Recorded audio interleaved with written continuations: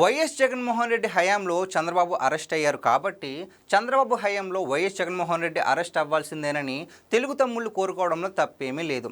దీన్నే రివెంజ్ రాజకీయం అంటూ ఉంటాం. తమిళనాడు రాజకీయాల్లో ఇలాంటివి ఎక్కువగా జరుగుతూ ఉంటాయి.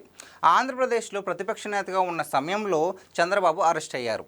స్కిల్ డెవలప్మెంట్ స్కామ్ అంటూ లేని స్కామ్ తెరపైకి తెచ్చి అప్పట్లో చంద్రబాబును అరెస్ట్ చేయించింది అప్పటి వైసీపీ ప్రభుత్వం. కొన్నాళ్ళ పాటు చంద్రబాబు జైల్లోనే ఉండవలసి వచ్చింది. బెయిల్ దొరకడం కష్టమైపోయింది. బెయిల్ కోసం కాదు, అసలు ఆ కేసులోనే అర్థం లేదని తొలుత చంద్రబాబు తరఫున న్యాయస్థానంలో వాదనలు జరిగాయి. అదే బెయిల్ కోసమే తొలుత ప్రయత్నించి ఉంటే వ్యవహారం వేరేలా ఉండేది. ఆ సంగతి పక్కన పెడితే వైఎస్ జగన్మోహన్ రెడ్డి పదే పదే రెచ్చగొట్టే వ్యాఖ్యలు చేస్తున్నారు.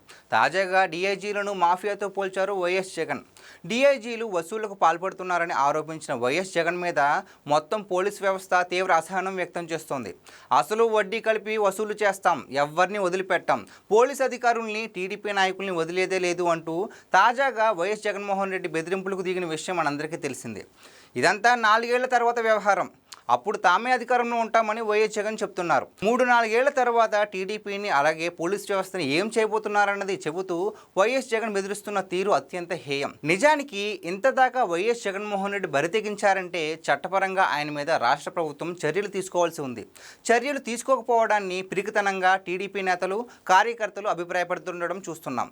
నిజానికి కక్ష సాధింపు చర్యలు ఉండకూడదన్న కోణంలోనే చంద్రబాబు ఉపేక్షిస్తున్నారన్నది వాస్తవం. లేదంటే చంద్రబాబు అధికారంలో వచ్చిన వెంటనే వైఎస్ జగన్మోహన్ రెడ్డిని అరెస్ట్ చేయించి ఉండేవారు. ఎలాగోలా అరెస్ట్ అయ్యి సింపతి పొందాలన్నది వైఎస్ జగన్మోహన్ రెడ్డి వ్యూహంగా కనిపిస్తోంది.